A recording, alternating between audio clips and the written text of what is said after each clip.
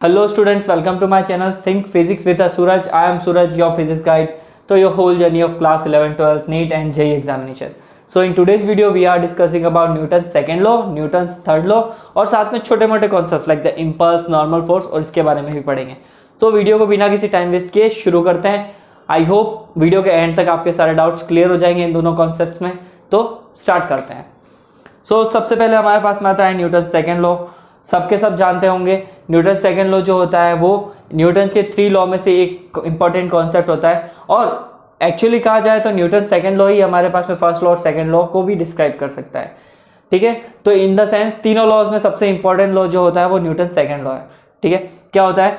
The rate of the change of a linear momentum of a body. कोई body है, move कर रही है, अगर वो मूव करेगी तो उसके अंदर क्या होगा? मोमेंटम भी होगा. इन द सेंस मास और वेलोसिटी दोनों साथ में, तो उसके पास में क्या है? मोमेंटम है. तो मोमेंटम में change with respect to time अगर होता है, टाइम जैसे जैसे बीतता जाता है वैसे वैसे मोमेंटम में चेंज अगर कुछ हो रहा है, चाहे मोमेंटम में चेंज इंक्रीज हो रहा है डिक्रीज हो रहा है, उसको क्या बोलेंगे हम? फोर्स के जस्ट इक्वल बोलेंगे. मतलब जितना फोर्स लग रहा है उतना ही मोमेंटम में चेंज हो रहा है. इसे हम न्यूटन का सेकेंड लॉ ऑफ मोशन बोलते हैं. ठीक है, तो the momentum of a body is directly proportional to the external force applied on the body. Body पे कितना फोर्स अप्लाई होगा उसी के अकॉर्डिंग हम बोल सकते हैं उतना मोमेंटम चेंज हुआ है, या वाइस वर्सा. मोमेंटम कितना चेंज हुआ है उतना ही किसके इक्वल होगा? एक्सटर्नल फोर्स के बराबर होगा. And this change take place always in the direction of the applied force. मेरे पास में बॉडी है, इसमें कोई मोमेंटम नहीं है, बट मैं इसका मोमेंटम में चेंज लेके आना चाहता हूँ तो मुझे इसके ऊपर कोई फोर्स लगाना ही पड़ेगा. और अगर वो चल रही है और फोर्स लगा के मैंने रोक दिया है तो वहां पे मैंने मोमेंटम बदल दिया है, मोमेंटम को रोक दिया है. तो चलती हुई चीज को रेस्ट पे लाने के लिए और रेस्ट पे रखी हुई चीज को मोशन में लाने के लिए जो फोर्स लगेगा वो हमेशा मोमेंटम के बराबर होगा. सिंपल. ठीक है, इसको फिजिकली या फिर मैथमेटिकली कैसे बताया जाता है? इस तरह से, the change in a momentum dp upon dt. ठीक है, डिफ्रेंशिएट करना है हमको मोमेंटम को. मोमेंटम किसके साथ में चेंज हो रहा है? With respect to time. तो इसे क्या बोलेंगे हम? एक्सटर्नल फोर्स के प्रोपोर्शनल बोलेंगे. सो F इज इक्वल टू के dp बाई dt. क्योंकि प्रोपोर्शनलिटी का साइन हमने यहाँ पे रिमूव कर दिया है. F इज प्रोपोर्शनल टू के dp बाई dt. ठीक है, k कहाँ से आया? प्रोपोर्शनलिटी कांस्टेंट है जिसकी वैल्यू क्या होती है? 1 होती है. ठीक है, तो हमारा फाइनल फॉर्मूला क्या जाएगा? अगर वैल्यू 1 है तो F is equal to dp upon dt हमारे पास में इक्वेशन आई है हमारे पास में. ठीक है, P का फॉर्मूला सबको पता है. P इज इक्वल टू क्या होता है? mv होता है, मास इंटू वेलोसिटी. ठीक है, जिन्होंने मोमेंटम का कॉन्सेप्ट नहीं पढ़ा हो वो मोमेंटम की वीडियो जरूर देख ले, मेरे चैनल पे है. ठीक है, तो F is equal to mv. इसको हम यहाँ पे पुट करते हैं तो हमें क्या मिलेगी? mv मास जो है कांस्टेंट है, मास को हम डिफरेंशिएशन से बाहर निकाल देते हैं तो F इज इक्वल टू क्या हो जाएगा? m dv upon dt. You already know about कि dv upon dt change in a velocity upon time क्या होता है? मास एक्सेलरेशन होता है. तो यहां से हमारे पास में फॉर्मूला क्या गया? F is equal to ma. तो ये हमारा क्या था? फोर्स का फॉर्मूला हो गया in the term of acceleration. वैसे न्यूटन का सबसे फेमस फॉर्मूला तो यही है, F इजिकल टू ma. ठीक है, so Newton first law and second law can be derive from the second law. Second law से कैसे डिराइव कर सकते हैं? dp अपॉन dt है. रुको मेरे को एक पेज को ऐड करने दो. यहाँ पे एड अ पेज. ठीक है जी, देखो न्यूटन सेकेंड लॉ कैसे है ना, वो फर्स्ट लॉ और सेकेंड लॉ को है ना और थर्ड लॉ को, तीनों को डिस्क्राइब कर सकता है. अगर मैं बात करूं F is equal to dp upon dt. ठीक है, dp बाई dt है. अगर मैं बाहर से कोई फोर्स ना लगाऊं, इनर्शिया का कॉन्सेप्ट क्या कहता है? कोई चीज अगर रेस्ट पे है तो रेस्ट पे रहेगी और बाहर और मोशन में है तो मोशन में ही रहेगी अगर उसके ऊपर कोई फोर्स नहीं लगता है. तो अगर मैं F को 0 रख देता हूं तो ये क्या हो जाएगा? 0 is equal to dp upon dt. और यहां से dp किसका इक्वल आ जाएगा? 0. तो जब फोर्स ही 0 है तो मोमेंटम 0, कोई चीज बदल ही नहीं रही है. तो ये आ गया ना पहला लॉ. ठीक है, ये फर्स्ट लॉ को डिस्क्राइब करता है. कैसे डिस्क्राइब करता है? अगर F 0 है तो dp 0 है, dp 0 तो मोमेंटम में चेंज नहीं, मोमेंटम में चेंज नहीं तो इनर्शिया 0, तो वो चीज वैसी की वैसी रहेगी. तो यहां से ना फर्स्ट लॉ निकाल दिया मैंने. अब देखो थर्ड लॉ को कैसे डिस्क्राइब किया जा सकता है फ्रॉम द सेकेंड लॉ. ठीक है जी, अब मास को यहाँ पे रखते हैं हम दोनों को 1 बाय 1 करके.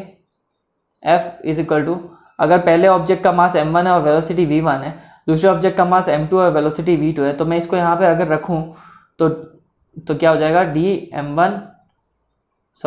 m2v2 माइनस m1 v1, ठीक है, चेंज इन अ मोमेंटम, ऊपर ये ना डेफिनेशन के according change in a momentum,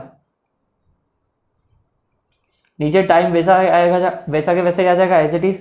तो F is equal to m2 और m1 दोनों के नीचे ये जाएगा एक बार के लिए, D by D T m2v2 minus D by D T m1v1। तो यहाँ से क्या लिखा जा सकता है, F is equal to m2 dv2 upon D T minus, यहाँ पे भी आ जाएगा m1 बाहर, d dt v1 आ जाएगा। तो चेंज इन अ वेलोसिटी क्या होता है हमारे पास में, क्या होता है change in a velocity, dt dt, तो ये हो गया m2 a2 minus m2 a1 sorry m1 a1, तो ये आ गया F। तो ये क्या हो रहा है, चेंज इन अ फोर्स हो रहा है ना with respect to any object, मतलब पहले के रिस्पेक्ट में, दूसरे के रिस्पेक्ट में, एक्सटर्नल फोर्स ऊपर से नहीं लग रहा है, ठीक है, ये F एक्सटर्नल है, ये F एक्सटर्नल है, ये F एक्सटर्नल है, एक्सटर्नल फोर्स नहीं लग रहा है, यहाँ पे क्या लग रहा है, कुछ भी नहीं लग रहा है, तो मैं लगा देता हूँ F एक्सटर्नल क्या है, 0, तो यहाँ पे 0 आ गया, तो हम लिख सकते हैं m2a2 इक्वल टू माइनस का m1a1, ये माइनस का आ गया, ये भी माइनस से माइनस कट हो गया, तो यहाँ पे दिख रहा है F1 किसके इक्वल आया है, F2, उन दोनों ऑब्जेक्ट का मास, उन दोनों का ऑब्जेक्ट का जो फोर्स है वो किसके इक्वल आया, F1 is equal to F2, every action is equal and opposite reaction, तो F1 is equal to F2, action reaction बराबर हो गए। तो मैंने सेकंड फोर्स से क्या, सेकंड लॉ से क्या बता दिया है आपको कि how can we derive the third law of motion from the Newton second law, ठीक है, सिंपल है, प्यारा है, ठीक है, इसको है ना एक बार रिवाइज जरूर कर देना करने से पहले।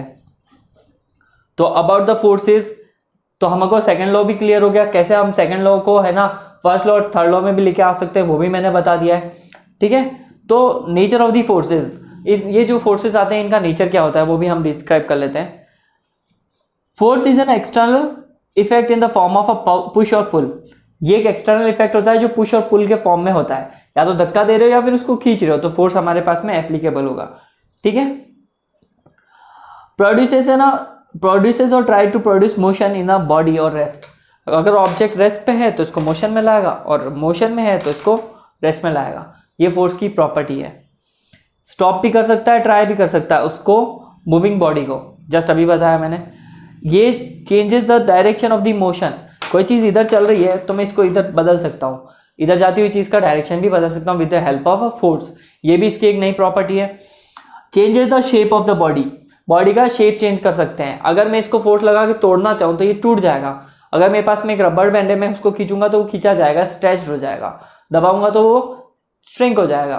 तो हम फोर्स की मदद से किसी भी बॉडी के शेप को भी चेंज कर सकते हैं, ठीक है। इसके डायमेंशंस क्या होंगे, फोर्स का फॉर्मूला क्या होता है हमारे पास में, F is equal to ma, mass का डायमेंशन होगा m1, एक्सेलरेशन का होता है l1 t माइनस 2, तो फोर्स का क्या हो जाएगा m1 l1 t माइनस 2, ये हमारे पास में डायमेंशन आ गया किसका, फोर्स का आ गया, ठीक है बेटा जी।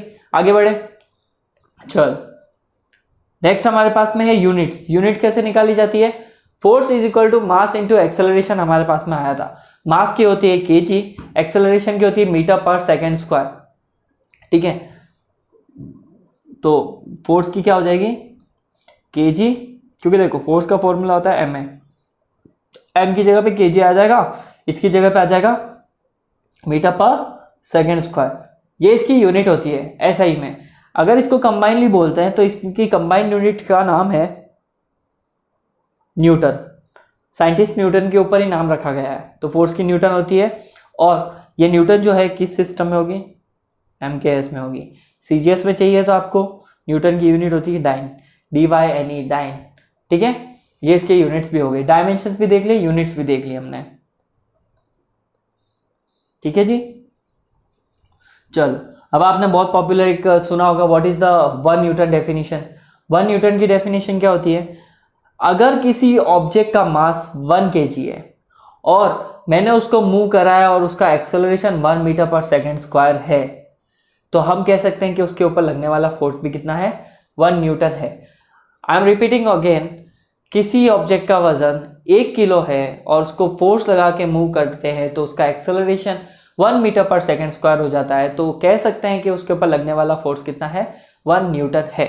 चलो डेफिनेशन देख लेते हैं। 1 Newton is that force which produce an acceleration of 1 meter per second square in a body of mass 1 kg is known as the 1 Newton. जैसा आप डायग्राम में देख सकते हैं, ठीक है। 1 Newton is equal to 10 to the power 5 dyne होता है, ये भी ध्यान में रखना। और अगर डाइन की वैल्यू चाहिए तो 1 dyne is equal to 1 newton upon 10 to the power 1, ऐसा लिख दो, नहीं तो 1 upon 10 to the power 5 newton बोल सकते हो आप इसको, ठीक है। ये हमारे पास में डेफिनेशन ऑफ 1 न्यूटन थी। चलो, वैसे तो मैंने फ्रेम ऑफ रेफरेंस पहले किसी वीडियो में पढ़ा रखा है आपको, लेकिन हम इसको वापस पढ़ेंगे, ठीक है। जब मैं इंट्रो दे रहा था फोर्सेस के बारे में तब मैंने फ्रेम ऑफ रेफरेंस वहाँ पे भी पढ़ा है, तो आप वहाँ पे जाके देख सकते हैं, बट मैं एक बार वापस यहाँ पे बता देता हूँ। So what is the frame of reference? Frame of reference in which an observer is situated. किसी रूम को अगर आप मानते हो कि ये एक बॉक्स है और आप इसके अंदर बैठे हुए हो, जैसे कि अभी मैं इस रूम के अंदर बैठा हूँ, तो मेरा ये सराउंडिंग हो गया आसपास का, ठीक है। और मैं मेरी इस टेबल को मान लेता हूँ ऑब्जर्विंग पॉइंट। मैं यहाँ पे बैठे बैठे किसी चीज़ को ऑब्जर्व कर रहा हूँ, ठीक है। तो अगर ऑब्जर्वर किसी जगह पे सिचुएटेड है और वहाँ बैठे बैठे वो उसको ऑब्जर्व कर रहा है, तो उस जगह को फ्रेम ऑफ रेफरेंस बोलते हैं। लेकिन वो किसी चीज़ को देख रहा है बाहर, उस ऑब्जर्विंग पॉइंट से बाहर किसी चीज़ को देख रहा है, तो वो फ्रेम ऑफ रेफरेंस होगा, ठीक है। Frame of reference in the sense उस ऑब्जेक्ट के लिए होगा, लेकिन मैं यहाँ पे बैठा हूँ तो वो सराउंडिंग होगा। बात समझ में आ रही है? चलो मैं इसको एक प्रैक्टिकल से समझा देता हूँ। ये बॉक्स है, इस बॉक्स के अंदर है ना मैं बैठा हूँ, तो ये पूरा बॉक्स फ्रेम ऑफ रेफरेंस है और बाहर की सारी चीज़ें क्या हो जाएगी, सराउंडिंग हो जाएगी, ठीक है। बाहर की सारी चीज़ें क्या आ जाएगी, सराउंडिंग हो जाएगी, तो इसे हम बोलते हैं frame of reference. Frame of reference दो तरह के होते हैं, ठीक है। फ्रेम ऑफ रेफरेंस दो तरह के होते हैं, एक इनर्शियल फ्रेम ऑफ रेफरेंस होता है और एक non inertial frame of reference होता है। सिंपल सी भाषा में बोलूं तो ऐसा फ्रेम ऑफ रेफरेंस जहाँ पे न्यूटन्स लॉ ऑफ मोशन क्या करते हैं, वैलिड होते हैं, उसको इनर्शियल फ्रेम ऑफ रेफरेंस बोलते हैं। लेकिन एक दूसरा जहाँ पे Newton's law of motion valid नहीं होते हैं, उसको हम क्या बोलते हैं, non inertial frame of reference बोलते हैं, ठीक है। डेफिनेशन के थ्रू समझने की कोशिश करते हैं। A frame of reference which it has rest और which is moving with the uniform velocity. Uniform velocity से मूव करता हुआ कोई बॉक्स या फिर कोई ऑब्जर्विंग पॉइंट जहाँ पे उसकी स्पीड जो है यूनिफॉर्म है और सारे Newton's law of motion valid है, तो उसे हम फ्रेम ऑफ रेफरेंस बोलेंगे, ठीक है। कौन सा वाला, इनर्शियल फ्रेम ऑफ रेफरेंस। इसको न्यूटोनियन भी बोलते हैं, गैलीलियन फ्रेम ऑफ रेफरेंस भी बोलते हैं, क्योंकि यहाँ पे न्यूटन्स के लॉस फॉलो हो रहे हैं। अनएक्सेलरेटेड रहता है क्योंकि एक्सेलरेशन की वैल्यू यहाँ पे 0 है, सिर्फ वेलोसिटी यूनिफॉर्म है, इस वजह से एक्सेलरेशन 0 है। So acceleration 0 if and only if F is 0। Acceleration तब 0 होगा तब उसके ऊपर कोई फोर्स लग नहीं रहा होगा, ठीक है। तुम सोचो मैं अभी कब से बैठा हूँ, तो अभी ये फ्रेम ऑफ रेफरेंस एक न्यूटोनियन फ्रेम ऑफ रेफरेंस है। क्यों? क्योंकि यहाँ पे कोई एक्सेलरेशन ही नहीं है। एक्सेलरेशन क्यों नहीं है? क्योंकि मेरे ऊपर कोई फोर्स लगा ही नहीं रहा है, तो जब फोर्स ही लगेगा एक्सेलरेशन ही नहीं होगा, तो ये सब चीज़ें क्या है, इनर्शिया वाली चीज़ें हो गई। इनर्शिया से बात हो रही है यहाँ पे, इस वजह से इसका नाम क्या है, इनर्शियल फ्रेम ऑफ रेफरेंस, ठीक है। Non inertial frame of reference बहुत सिंपल सा है, जस्ट अपोजिट है। नॉन इनर्शियल में क्या होता है, Newton's law of motion valid नहीं होते हैं, एक्सेलरेशन 0 नहीं होता है। जैसे कि स्पीड बदलती हुई कार, इसका परफेक्ट एग्जांपल है। बार बार स्पीड बदल रही है, ट्रैफिक में आप बार बार स्पीड बदल रहे हो, तो आप एक कौन से वाले फ्रेम ऑफ रेफरेंस में, non inertial frame of reference में, ठीक है। और क्या कहते हैं यहाँ पे, एक्सेलरेटेड फ्रेम ऑफ रेफरेंस भी बोलते हैं इसको, क्योंकि एक्सेलरेटेड हो रही है चीज़ें। नॉन इनर्शियल इसलिए बोल रहे हैं, Newton's law of motion valid नहीं है। और मैथमेटिकली अगर ए ही 0 नहीं है, तो इन द सेंस फोर्स 0 हो, देखो यहाँ पे दो चीज़ें हैं, फोर्स 0 हो या नहीं हो, चीज़ एक्सेलरेट कर सकती है। कैसे? Body appears to be accelerated even if there is a no acceleration and on the body, ठीक है। Car moving in a uniform motion, car कब से मूव होती जा रही है यूनिफॉर्म मोशन में, तो फिक्स स्पीड है, लेकिन उसके ऊपर फोर्स लग रहा है। कौन सा फोर्स लग रहा है? सेंट्रीपिटल फोर्स लग रहा है। अर्थ रोज हर साल में एक ही स्पीड से घूमती रहती है अर्थ, लेकिन अर्थ भी क्या है, उसके ऊपर भी कोई फोर्स लग रहा है। कौन सा फोर्स लग रहा है? ग्रेविटेशनल फोर्स लग रहा है। ठीक है। सर्कुलर मोशन में क्या होता है, फोर्स लग भी सकता है, नहीं भी लग सकता है, बट वहां पे एक्सेलरेटेड हो भी सकता है। Lift which is moving upward, lift ऊपर नीचे जा रही है, ठीक है। आपको लग रहा है कि आपके ऊपर कोई फोर्स नहीं लग रहा है, बट इन द सेंस आपके ऊपर फोर्स लग रहा है। कौन सा वाला, wait. Plane which is taking off, plane ऊपर की तरफ जा रहा है, ठीक है, टेक ऑफ कर रहा है, उसको लग रहा है, प्लेन के अंदर बैठने वाले पैसेंजर्स को लग रहा है उनके ऊपर फोर्स नहीं है, बट वहां पे टेक ऑफ के लिए फोर्स तो लग रहा है, ठीक है। तो इस तरह के फ्रेम्स को क्या बोलते हैं, non inertial frame of reference बोला जाता है। ठीक है बेटा जी, यहां तक समझ में आया है। तो अभी आगे बढ़ते हैं, कुछ नए कॉन्सेप्ट्स को पढ़ लेते हैं। वो नया कॉन्सेप्ट है इम्पल्स। इम्पल्स क्या होता है, सिंपल सी भाषा में बताऊं, मेरे ऊपर अगर कोई फोर्स लगाता है, ठीक है, वो ज्यादा देर के लिए लगा सकता है, वो कम देर के लिए लगा सकता है। मेरे को आगे कोई टक्कर मार दे तो वो टक्कर थोड़ी देर के लिए होगी, बट अगर कोई मेरे को लगातार धक्के मारे जा रहा है, सपोज मैं मंदिर की लाइन में खड़ा हूं और मेरे को पीछे से धक्के आए जा रहे हैं, मैं रोकने की कोशिश कर रहा हूं, बट उस लाइन में क्या हो रहा है, धक्के लग ही रहे हैं, तो लगातार कॉन्स्टेंटली फोर्स मिल सकता है, थोड़ी देर के लिए फोर्स मिल सकता है, किसी से टक्कर होना, कांस्टेंट फोर्स भी मिल सकता है। सो इंपल्स एक ऐसी क्वांटिटी है, impulse is the amount of change in the object momentum. कोई मुझे कितनी देर तक फोर्स दे सकता है, कोई मुझे थोड़ी देर के लिए दे सकता है, कोई ज्यादा देर के लिए दे सकता है, कोई मेरे मोमेंटम को बदले रख सकता है, नहीं बदले रख सकता है। सो इस तरह के क्या कह सकते हैं, क्वांटिटी को क्या बोलते हैं हम, इंपल्स बोलते हैं। तो इंपल्स की सिंपल सी भाषा है, चेंज इन द मोमेंटम, वो भी इंपल्स होता है, और फोर्स कितनी देर के लिए लग रहा है वो भी क्या होता है, इंपल्स होता है। ठीक है, अब इसको फिजिकली देख लेते हैं। So change in a momentum को लिख सकते हैं पीएफ माइनस पीआई, तो पीएफ माइनस पीआई को लिख सकते हैं एमवीएफ, मतलब कि mass into velocity final, mass into velocity initial. इन दोनों का डिफरेंस भी इनर्शिया के सॉरी इंपल्स के बराबर होगा। इंपल्स को डिनोट करते हैं हम जे से, ठीक है। और एक मैंने और बात बताई थी, फोर्स कितनी देर के लिए आपके ऊपर अप्लाई, अगर मुझे धक्का लगता है तो वो थोड़ी देर के लिए अप्लाई, बट मुझे धक्का लगता ही रहता है तो वो फोर्स क्या लग रहा है, बहुत देर तक लग रहा है। तो इसको क्या लिखा जा सकता है, फोर्स इंटू टाइम।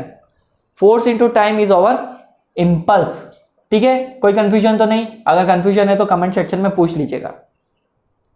ऐसा यूनिट होगी इसकी Newton into second. Momentum is a vector quantity, अगर मोमेंटम वेक्टर क्वांटिटी है, फोर्स भी वेक्टर क्वांटिटी है, तो इंपल्स कौन सी है, वेक्टर क्वांटिटी है, क्योंकि इंपल्स एक डायरेक्शन में लगती है, इंपल्स का कोई वैल्यू होती है। इसका डायमेंशन हो जाएगा m1 l1 t-1। ठीक है, इंपल्स और मोमेंटम में रिश्ता निकालते हैं। तैयार है सभी लोग?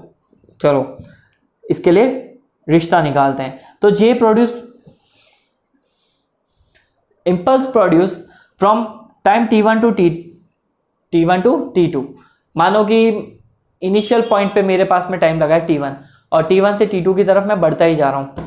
सो it's defined to be t1 t2, और इसका फॉर्मूला लगाओ, j is equal to force into time था, लिमिट्स लग जाएगी हमारे पास में टाइम t1 से लेकर t2 तक। So f is a resultant force applied from t1 to t2। f resultant force है जो t1 टाइम मतलब इनिशियल टाइम से लेकर फाइनल टाइम तक जा रहा है। ठीक है, तो t1 से t2 तक f की जगह पे dp बाई dt रख सकते हैं, by the Newton second law of motion dp by dt रखा है, dt से dt कट हो गया। ठीक है, तो इंटीग्रेशन p1 से p2।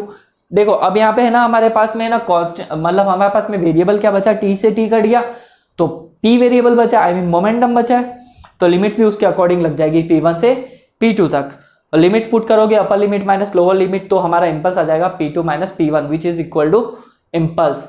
तो ये रिश्ता था हमारे पास में, relationship between impulse and momentum. ठीक है, आया समझ में? बहुत प्यारा सा था। आगे बढ़े, चल आगे बढ़ते हैं। इंपल्स और मोमेंटम कैसे फोर्स के साथ रिलेटेड होते हैं, जैसा कि आप डायग्राम में देख सकते हैं। एक कार है, ठीक है, m और v लिखा है ना, m और v लिखा है ना यहाँ पे। v अगर मैंने बड़ा लिखा है तो मास उसके सामने छोटा है, ये v है और ये m है। डायग्राम में देखो तो मास छोटा है, वेलोसिटी ज्यादा है। ठीक है, तो इसका मोमेंटम क्या होगा, फास्ट होगा, फोर्स क्या लगेगा, ज्यादा। ठीक है, टाइम यहाँ पे क्या है, शॉर्ट है, टाइम की वैल्यू क्या है, शॉर्ट। तो ये आपके पास में आ गया। फिर सेकंड केस में देखो, मैंने क्या किया है, वेलोसिटी बढ़ा दी, मास को छोटा रखा है। ठीक है, सामने दीवार है और वो जाके टकराई बहुत जोर से, तो वो जब आगे जाके टकराई तो यहाँ पे फोर्स ज्यादा लगा है, क्यों, वेलोसिटी ज्यादा थी। बात समझ में आ रही है? ये डिपेंड करता है केस कैसा है। सामने दीवार थी, दीवार का है ना क्या रहेगा, फोर्स बिल्कुल भी नहीं है, सॉरी माय मिस्टेक, सामने घास रखी हुई है, उसका फोर्स बिल्कुल भी नहीं है, लेकिन वेलोसिटी बहुत ज्यादा है। तो उससे बहुत आगे निकल गई। लेकिन मैंने सेकंड केस में क्या रखी, वॉल के पास में फोर्स ज़्यादा होगा, ठीक है, वेलोसिटी ज़्यादा है बट फोर्स भी ज़्यादा है, तो उससे जाके सीधा टकरा गई और टकरा के उसने सारा के सारा मोमेंटम किस में कन्वर्ट कर दिया, टकराने में। तो इम्पल्स यहाँ पे क्या है, ज़्यादा है। ठीक है जी, समझ में आया एग्जाम्पल? बढ़िया। सर्वोपरि, सबसे कॉमन, सबसे simple law, Newton's third law. चलो इसको भी पढ़ लेते हैं। So Newton's third law of motion is a states that for every action has equal and opposite reaction. पढ़ते ही आ रहे हो बचपन से, जितना एक्शन लगेगा उतना ही रिएक्शन लगेगा। बट एक्शन रिएक्शन क्या, जैसे कि अगर मैं इसको खड़ा कर देता हूँ इस पे, तो ये अर्थ पे, सॉरी अभी तो टेबल है, इस टेबल पे फोर्स लगा रहा होगा, तो टेबल भी तो फोर्स लगा रही होगी ना। हमेशा एक्शन और रिएक्शन हमेशा पैर में काम करते हैं, भूल मत जाना। जितना तुम टक्कर मारोगे तो वो वॉल भी आपके ऊपर क्या लगाएगी, इंपैक्ट लगाएगी। ठीक है, ये हमेशा जोड़ी में होते हैं। तो इन द सेंस फोर्स कभी भी अकेला नहीं होता है, फोर्स कभी भी अकेला नहीं होता है, ध्यान रखना। ग्रेविटेशनल फोर्स है, सन अर्थ को पुल कर रहा है तो अर्थ भी सन को पुल कर रही है। हाँ, वो बात अलग है कि अर्थ का जो फोर्स है वो थोड़ा कम है। ठीक है, कोई भी फोर्स इस नेचर में पैर में ही मिलेगा तुम्हें। सिंगल फोर्स क्या कहते हैं, सिंगल फोर्स एग्जिस्ट नहीं करता इस नेचर में। ठीक है, तो एवरी एक्शन है equal and opposite reaction. This means that the object A exert the same force on object B, तो बी भी ए के ऊपर उतना ही फोर्स लगाएगा। कुछ एग्जांपल देखो, यहाँ पे हमारे पास में एक कैनन है, कैनन से हमने एक फायर किया है तो लॉन्च हुआ है, तो जितना एक्शन इधर निकला है, जितनी मिसाइल बाहर की तरफ निकली है वो गोला जो है, उतना ही रिएक्शन इसको पीछे की तरफ आएगा। बात समझ में आई? ये एक्शन एंड रिएक्शन है। बलून है, बलून को अभी उसने होल्ड कर रखा है तो इक्विलिब्रियम है। जैसे ही बलून को छोड़ा है तो हवा जिस लेवल से नीचे निकलेगी उसी लेवल से हमारा बलून ऊपर जाएगा। ठीक है, सिंपल है, न्यूटन थर्ड लॉ। बढ़िया, यहां तक समझ में आ गया होगा। कुछ एक छोटे मोटे कॉन्सेप्ट पढ़ लेते हैं। वेट क्या होता है? वेट एक्चुअल में अर्थ की वजह से लगने वाला किसी ऑब्जेक्ट के ऊपर एक फोर्स होता है। मास जो होता है वो तो एक्चुअल में मटेरियल कितना प्रेजेंट है उसकी बात है, लेकिन वेट हमारा क्या होता है, अर्थ हमको कितना नीचे पुल कर रही है, अर्थ हमको कितना नीचे पुल कर रही है with the help of gravitational acceleration, उसे हम बोलते हैं weight. So it is defined as the force by which earth attract, earth कितना नीचे अट्रैक्ट कर रही है टुवर्ड्स इट्स सेंटर, नीचे की तरफ। यहाँ पे है तो नीचे की तरफ लगेगा W। ठीक है, अगर ऐसा रख दिया तो अभी भी W नीचे की तरफ, अगर ऐसा कर दिया तो भी W नीचे। ऑब्जेक्ट कैसा भी क्यों ना रखा हुआ हो, उसका W क्या रहेगा, हमेशा नीचे ही रहेगा। तो M is equal to W, sorry W is equal to mg, by mistake. तो ये वेट है हमारे पास में। ठीक है, question, the weight of the body is not the mass of the body. Weight और मास सेम नहीं है। वेट अर्थ की तरफ से लगने वाला फोर्स है, तो मास एक्चुअल में मटेरियल कितना प्रेजेंट है उसमें वो होता है। ठीक है, फिर हमारा लास्ट टॉपिक है इस वीडियो का, नॉर्मल फोर्स। नॉर्मल फोर्स क्या होता है? When body presses against the surface, body को अगर सरफेस के अगेंस्ट प्रेस करोगे तो सरफेस आपके ऊपर एक फोर्स लगाएगी, उसी फोर्स को हम क्या बोलते हैं, नॉर्मल फोर्स बोलते हैं। Even a seemingly rigid body surface deform and pushes on an object with a normal reaction, force n is a perpendicular to the system। ठीक है, तुम जैसे चाहो वैसे। तो देखो, वेट नीचे लगेगा तो नॉर्मल हमेशा सरफेस से ऊपर की तरफ लगेगा। या भी इधर नॉर्मल है, मानो मेरा सरफेस ऐसा है तो नॉर्मल ही हो गया, मानो मेरा सरफेस ऐसा है तो मेरा नॉर्मल ही हो गया। नॉर्मल और वेट दोनों एक दूसरे के हमेशा इक्वल रहेंगे। ठीक है, क्यों? जितना वजन होगा उतना उसका नॉर्मल होगा, लेकिन नॉर्मल का डायरेक्शन बदल सकता है क्योंकि सरफेसेस बदल सकती है। वेट का डायरेक्शन नहीं बदलेगा क्योंकि वेट हमेशा नीचे जाएगा, ग्रेविटी हमेशा नीचे लगती है। ठीक है, बात समझ में आई? सो आई होप यहाँ तक तो आपको सब समझ में आ गया, और thank you for being a part of it. Video आपने एंड तक देखी है तो बढ़िया।